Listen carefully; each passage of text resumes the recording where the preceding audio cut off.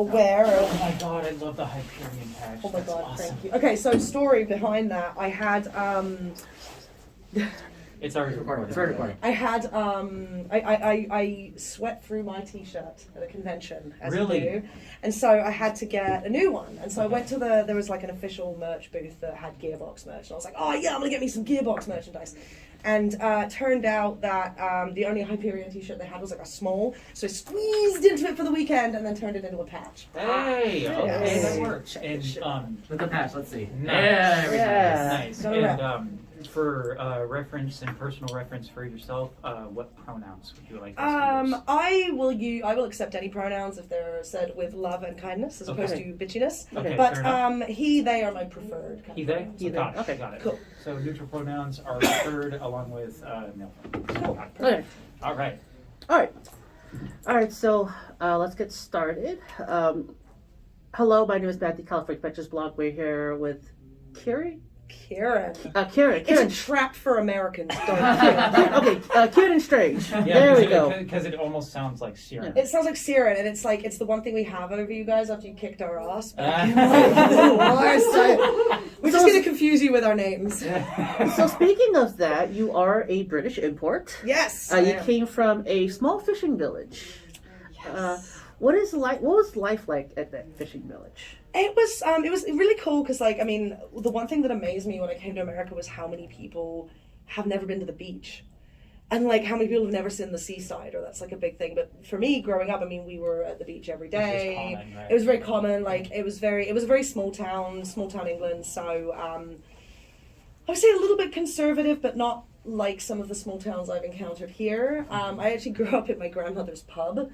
There were like 2 pubs on the main stretch, and chucking out time would happen and everyone going to the middle of the street and have a brawl. But we were in one of those pubs, so we lived above it. So I got exposed to like a lot of British life, like in that pub. Like just there were times we weren't allowed to go downstairs or stuff like that.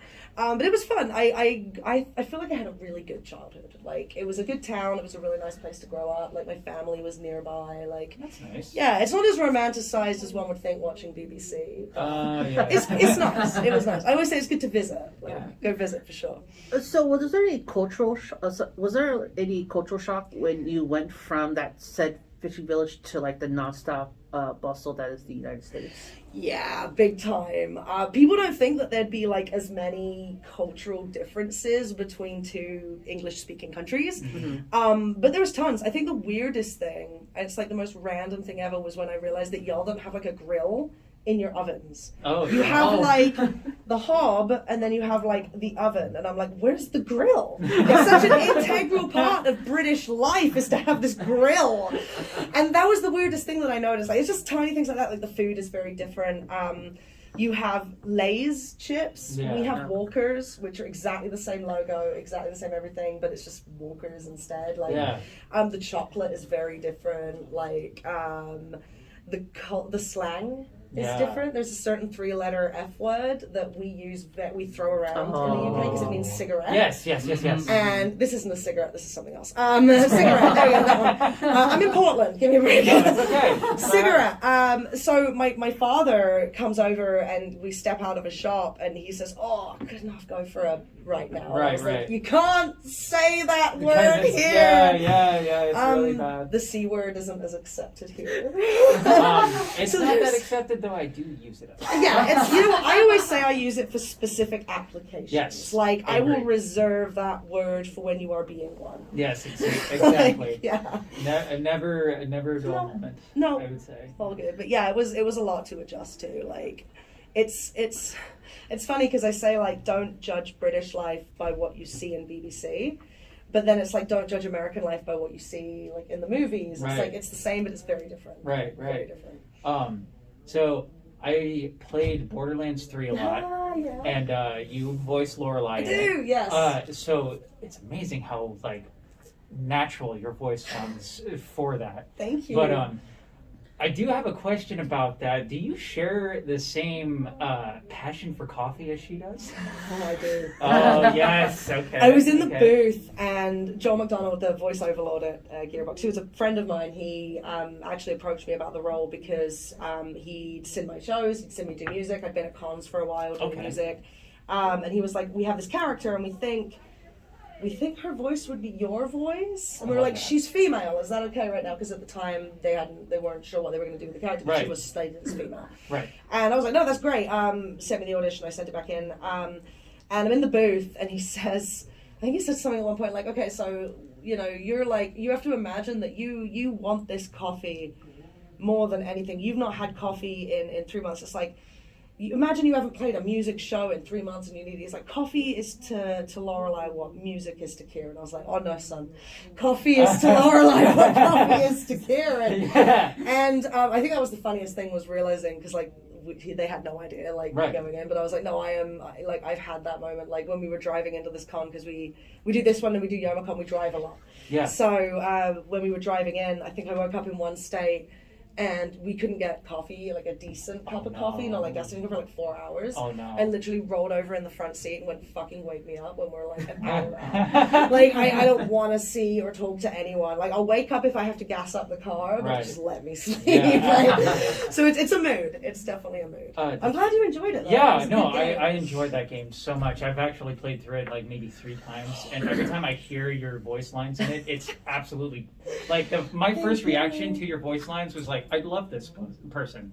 I love this character so much. They're fun. They got like some really good new. The one thing I love about Borderlands is they have their key characters, like their key NPCs. Yes. And they really brought in some good new key NPCs. Like, she them. doesn't get a lot of love, but I love Ava. She's such a mess. Like, she is. She's who I was when I was that age. Yeah, absolutely. It. And I love Hammerlock's relationship. Oh my god! I actually remember in 2019, when I was here before, I was actually able to talk to Hammerlock. Oh, yes. David. We interviewed Hammerlock. Jacobs, what's his name? I forgot the first name of the character. Is it Alistair Jacobs? Alistair. No, Alistair. Alistair Hammerlock. Alistair Hammerlock. Oh god, fans are screaming at the YouTube right now. Yeah. He's Winnie. That's yeah. what I remember. Winifred or something like that. But something. he's so good in that. Yes. And then following up with that, I've noticed that there is some lore behind Lorelai just a tiny bit. That she's actually explaining how she could actually come back as a different person if she really wanted to. Totally, yeah. And like, I love how open Gearbox and Borderlands in general is about like the whole gender fluidity of it. Totally. We had a lot of really long conversations. Both like away from, like, if we saw each other at cons or if we were hanging out or like over Facebook, but also like in the booth, like when we'd take 5 minutes, we'd go out on the balcony at Gearbox and just kind of chat. Yeah. And a lot of it was talking about like, they really wanted my input, which was really special, and they really wanted the input of like the non-binary people who worked at Gearbox in all the different departments. Because they were thinking about it and they were like, and I said to them, like, I have this idea that there are 2 ways you can explore gender identity in a production. One is you can go down that route where the world is more like it is and they have to face that discrimination and we make it very real in a sense. And the other way is escapism, where they're in a world where it's normalized and it doesn't matter. Which they said, like, would you feel like it was doing a disservice to have it be normalized? And I was like, I don't think it would. I feel like in this world, right, this Borderlands like future world where people are screwing robots and tearing their faces off and doing weird things. I don't really think they care about gender very much. I don't think they care. No, not at all. Which, when you think about it, then, if robots are born neutral, is Claptrap a transgender icon? Oh my god! Because he goes by he, him pronouns. So he does. There's so much to think about, right? Like when you get into that, it's kind of deep. There's a lot of like deepness. But Lorelai's whole thing that we really talked about was one thing I said was we don't have a lot of representation of that questioning. Yeah. Like the phase before you change, before you become who, like we see a lot of the cocoon and the butterfly, but we don't see the caterpillar. Yeah, no. And I feel like it's because it's awkward for people to bit. think about the before. It's almost like dead naming. And one of the questions I got was, say we bring Lorelai back. Yeah. And say Lorelai does transition. Yes. Would people feel awkward going back and playing the game and interacting with Lorelai when they're using she or she they pronouns? And me personally, it's funny, I sell my CDs and they have me on them back when I was presenting female, boobs out, pink hair, looking hot, I do me. It's all good. And to me, I don't get that dysphoria. Okay. Because I look back and I see the journey I've taken and I see the struggle in my eyes and I see trying to smile in photographs and not quite making it, or I see the awkwardness there. A little bit. But to me, that's like part of who I was. Yeah. So I don't look back and I don't call it my dead name. I do for community, but it's not, I don't feel that relationship with myself. And I know there are other trans folk who agree and folks who disagree and who have a trouble looking back. And I think maybe a lot of it was because I had supportive parents. Okay. So maybe to me, I don't have that negative relationship with who I was. Right. So I like to think that Lorelei is like me, and Lorelei knows where she's come from, or know where they've come from. They get it. She gets it. She gets that, like, this is who I am, and I don't have the time to think about who I am right now and what I am, but I want to go there when I have a time to sit down and think about it. Oh, we had a really, sorry, I'm talking a lot. We had a really cool conversation, me and Sam, that Joel reminded me of at last convention I was at, where he said we talked about Lorelei's ecologue.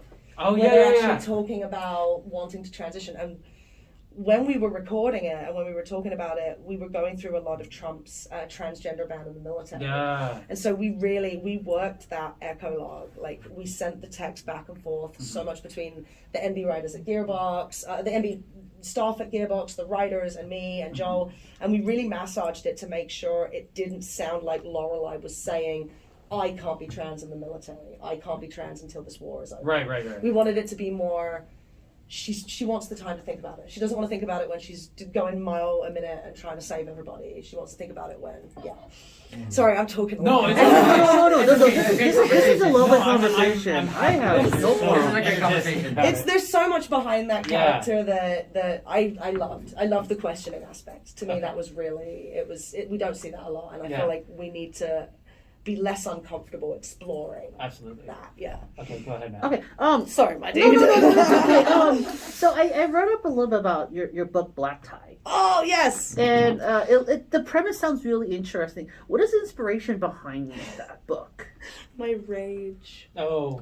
But not in a bad way. It's Right. positively channeled rage. So I'm so sick of people like Marvel and Disney and DC and all these other foreign companies queerbaiting us and teasing us and having Loki be like, oh, I go both ways, and everyone's like, oh my god, bisexual that is not bisexual representation, that is a joke. So sorry Disney, we're all gonna get cancelled now. I got sick of it. I got sick of like wanting to get into these shows that would be perfect to have like the fan base are so queer, and the fan base are POC, and it's not represented on screen, and I just got kind of sick of it. So it's like, you know what, if you want to see something in the world, sometimes you just have to make it. And the characters have been in development in my head for like decades, and they're different versions of different characters that I've created, but definitely like political and just my desire to see romance and relationships and friendships done with characters who are different, who are other, right? Like, Absolutely. Yeah. Okay. I think one of the final questions I have is, how does it feel to be a doggo dad? What's like the best part and even the worst parts? To be a what? A doggo dad. A doggo dad. It's the best, okay. So I do a lot of service dog. I volunteer for service dog charity with my partner. We train service dogs for other people. Ooh. So it's a lot of like, the worst part is you bond with this dog. With the dog, yes. And then you have to give it back. Yeah, but the best part about that is that when you bond and you give it back, you know you're giving it to a great family. Absolutely. But my doggo is called Echo, and he's a silly little boy, and I love him. And honestly, I didn't know I was a dog person until like 2-3 years ago.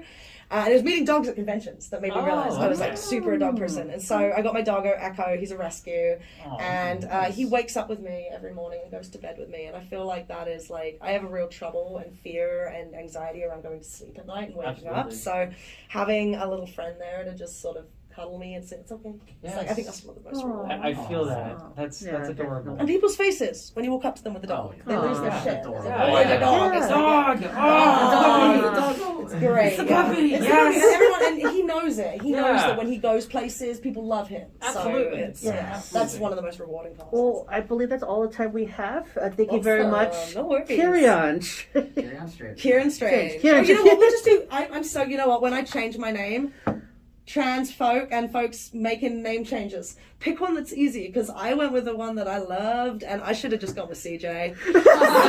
Yeah, that's so much easier, actually. Right, so yeah, CJ, Ciarán, Karen. No. You want to go Ciarán. You don't want to go Ciarán. No. Oh man, the running joke for Karen, right? No. What's the male Karen? Is it a Karen or is it a Chad? I think it's no. What's the male Karen? I think it's a Brian. A Brian. A Brian? Is Either that a Brian? either a Brian or like a Tom or something. I don't Thomas. know. It'd be Tom. No, Richard. It'd be Richard. Because it would be short for Dick. Yes. All right. Time's up, and we are going to end on that wonderful note. Yes. Thank you so much, y'all. Appreciate it. Thank you. Thank you so much. Awesome. Anytime. That was wicked.